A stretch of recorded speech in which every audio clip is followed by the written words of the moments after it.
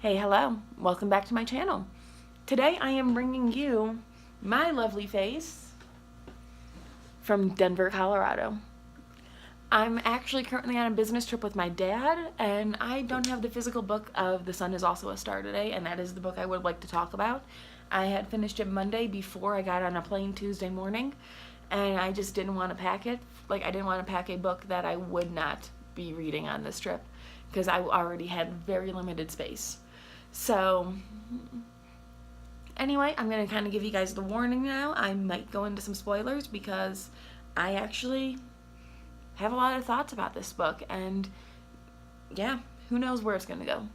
So starting off the story, I actually was impressed. I picked it up because I had heard from, I think, Haley in Bookland, just by watching her videos, that she had said that it was a really fast-paced read. So I picked it up on the Friday before I left, and I was hoping to have it done by Sunday.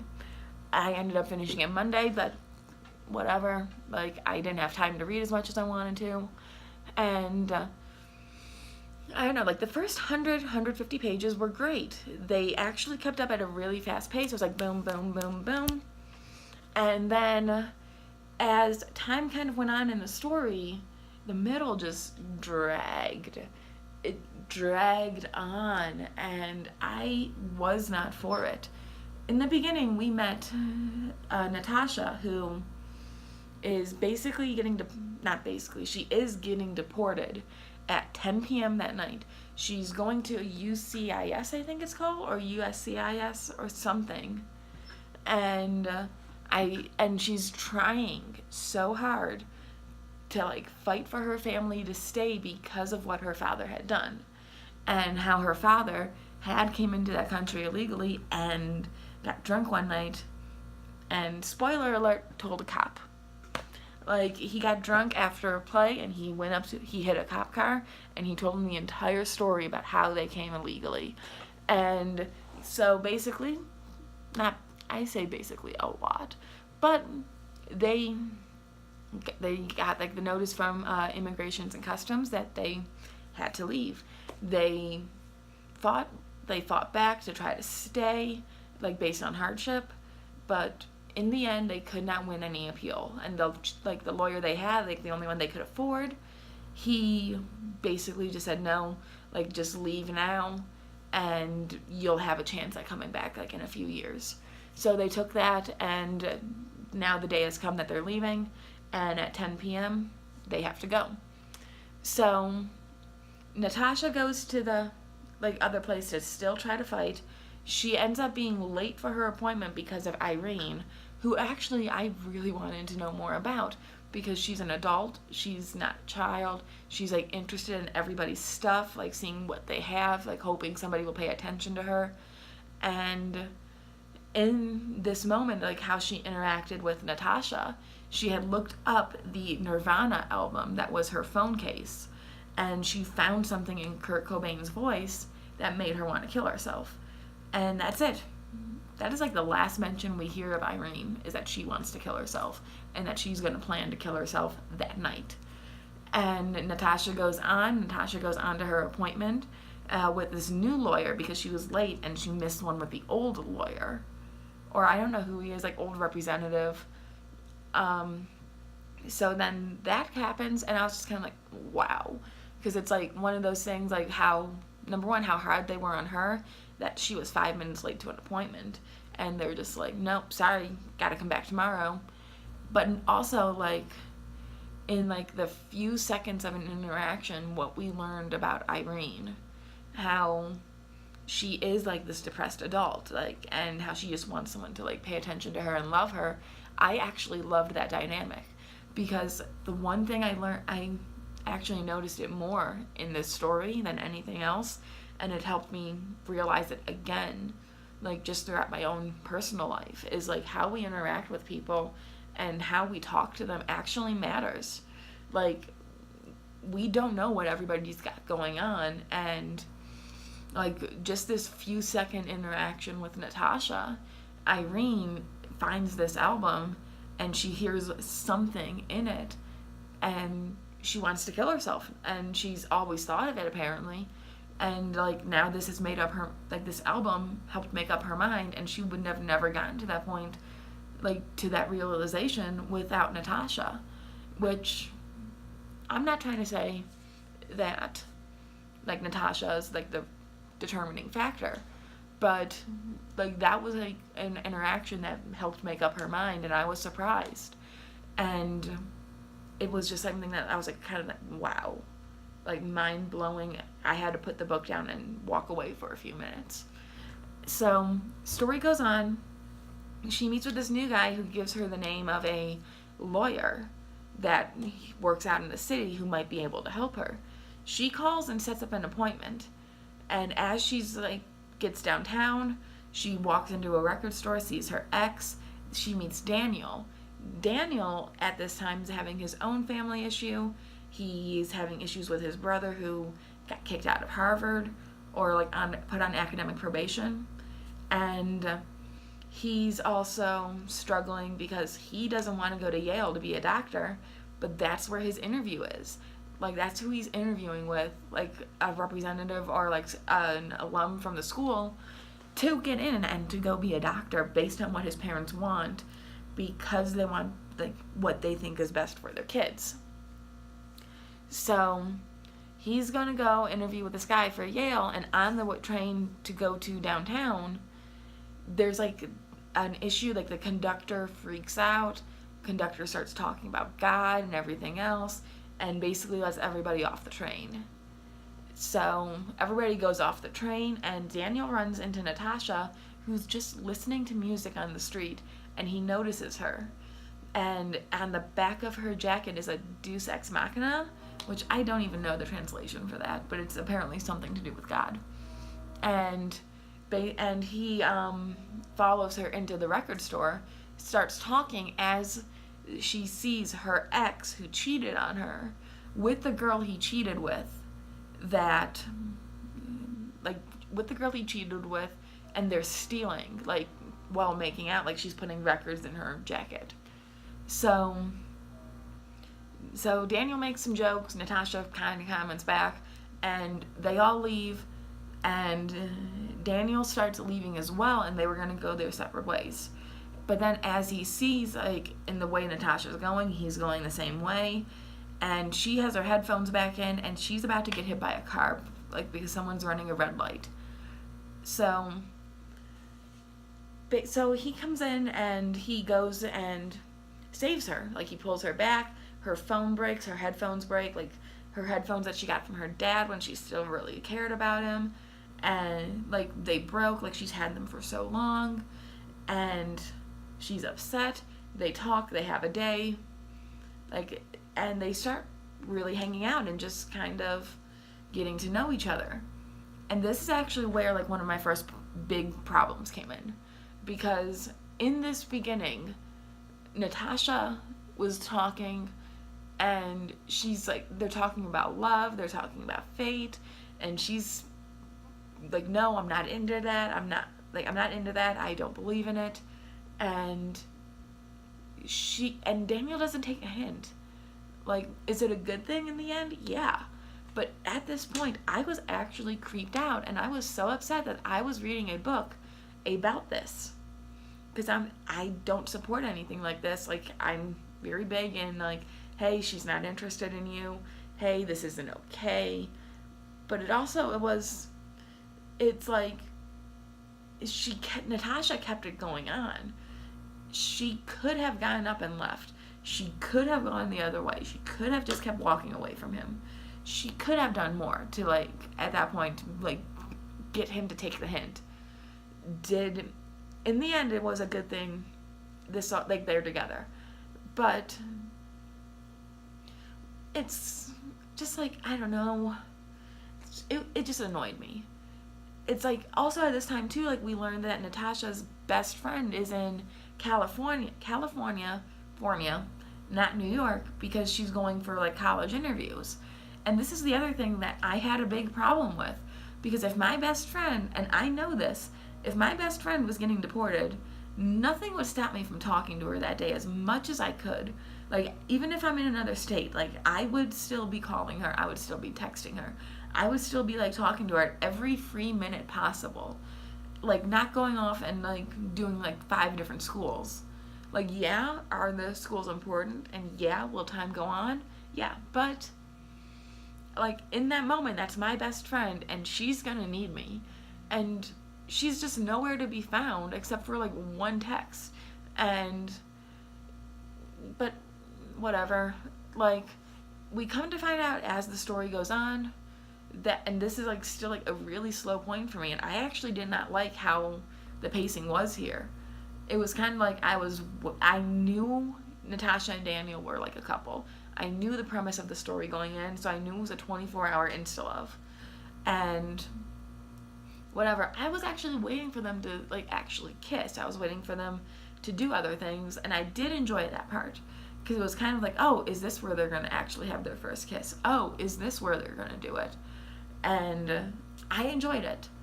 I enjoyed reading about, like, the family dynamic. I did have issues with it because it didn't feel realistic to me, but I don't know customs. I don't know, like, customs for Jamaican and Korean cultures. I do know how to talk. I don't know the customs for Jamaican and Korean cultures.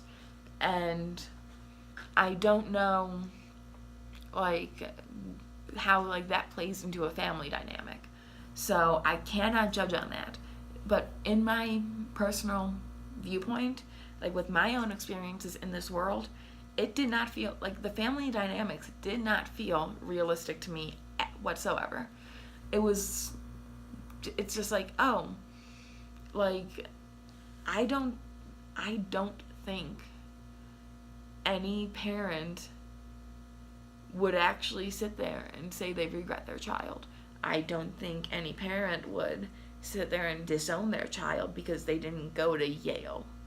Like, with how slim the acceptance rate is for that kind of school, I'm sorry. I don't think so. And I don't think a parent would disown their child because they want to try to pursue something that they're happy for. Like, there's different reasonings behind it, but I think, like, hey, like, if he wants to try to be a poet, if he wants to try to do something in, like, English, or, like, an English major, like, I don't think, like, if he actually brought that up to his dad with a plan, his dad would disown him. So, whatever. Just my opinion. But I actually, at this point of where the story has kind of taken, I did actually start getting interested again because it was more back to, like, the coincidences of, like, fate and, like, how everything went, because we learn that as Natasha had left once to go to her appointment and her lawyer, Attorney Fitzgerald, had said, like, he would call, we also learned that Attorney Fitzgerald was in an accident earlier that day. I don't think it's actually confirmed. I might have skipped over that part and it erased from my memory. But I think Attorney Fitzgerald was the one driving. No, he wasn't driving the car that almost hit Natasha. But I think he was hit by the car that almost hit Natasha. I don't know for sure. I don't think that's confirmed. So if you do know, please leave a comment below and let me know, because I think that would actually be another interesting point. But no, so we learned that Attorney Fitzgerald's gonna do this, and he used the accident where he almost died to realize he's in love with his paralegal. And it, like, took that, like, to have him realize that. And he tells her, and it kind of all goes from there. So then Natasha goes back and she actually finds Daniel again. And after Natasha finds Daniel again, I was kind of just like, okay, like, let's see where this goes. I know she left him once in anger and thought that was it. But then she wanted to find him again, like, she actually looked for him. So, and I know Daniel moved his appointment to wait for her. So yeah, it's chaotic. And then as things went on, I actually really loved how throughout the day, you also see by when Daniel goes to his appointment's with Attorney Fitzgerald. Like, I just kind of was surprised. Like him and Natasha have a really great scene on the roof where they just talk and they really, like, you can see like the dynamic between the two of them. But I think, like, kind of just skimming over the rest of the story up until like the epilogue, because like Natasha takes Daniel back home, like introduces him as her boyfriend. They leave. I was hit the hardest by the ending. Like, this was, up until this point, up until the epilogue, this was a 3-star read for me. This epilogue pushed it up to a 4. Like, maybe a 4.5. Because I can deal with Insta Love when it's well written. Excuse me, like this. Like, this was a very well written Insta Love story. And I didn't know where else, like, an epilogue could go to kind of wrap it up, because it did feel wrapped up really nice. Except for Irene, who I mentioned way earlier in this video. Like, everything else was wrapped up nice. Like, it had like a nice little bow on it. And I didn't see where else this could go at all.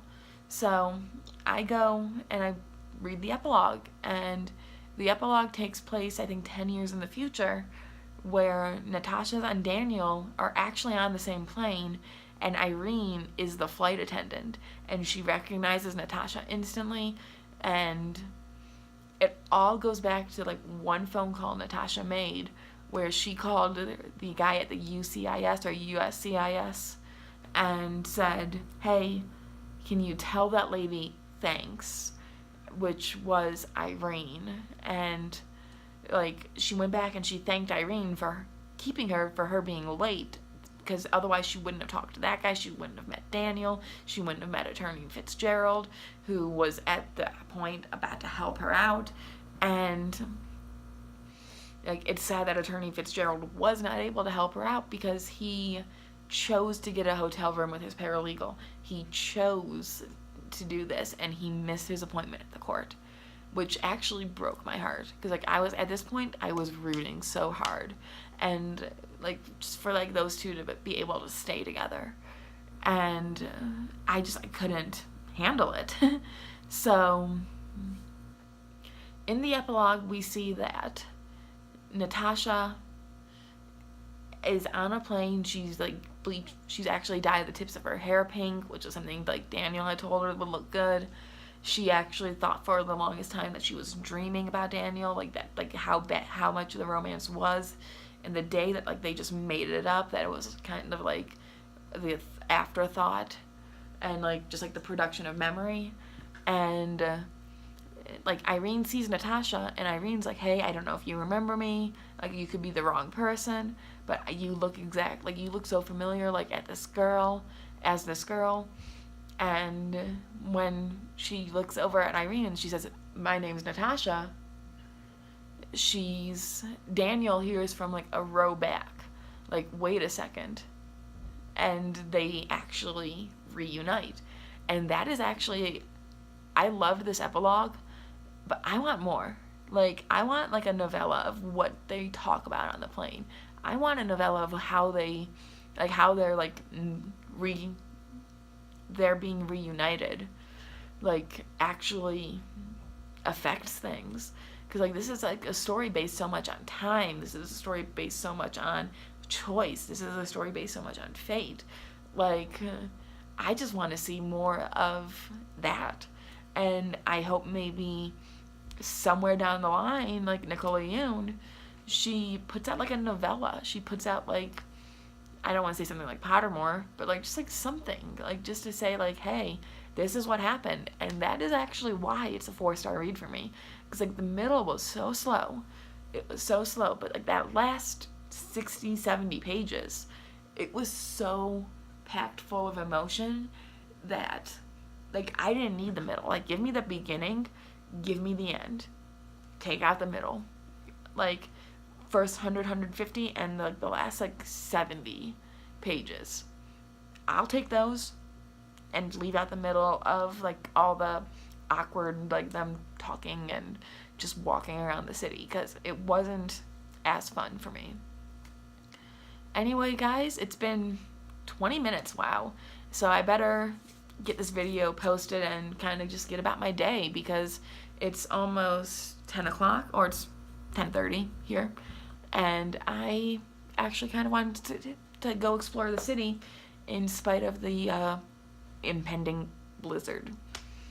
Anyway, I will talk to you guys later, and I will see you in some future vlogs. Peace.